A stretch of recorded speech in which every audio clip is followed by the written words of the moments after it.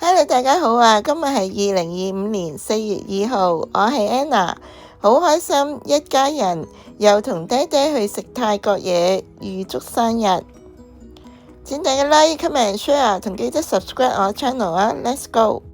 今日我哋係選擇咗位於東涌金泰屋為爹哋食泰國菜慶生，而今次就要咗 7 Up， 我哋就應咗冰杯青島，實在太好味，所以選擇咗又再嚟。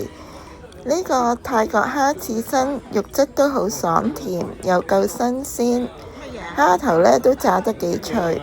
大佬呢鍾意食呢個鐵板燒泰式蠔餅，熱辣辣香噴噴咁，蠔仔呢又大粒又夠新鮮，味道相當唔錯，大公子好鍾意食。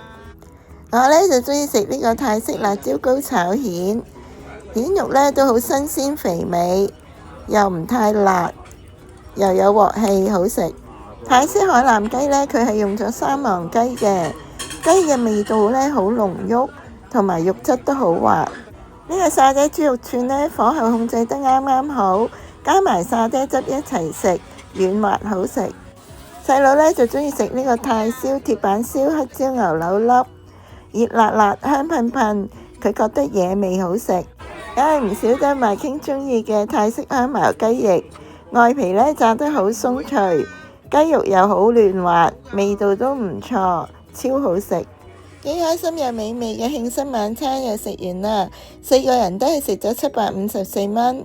今日分享係咁多啦，多謝大家收睇，我哋下條片再見啦，拜拜。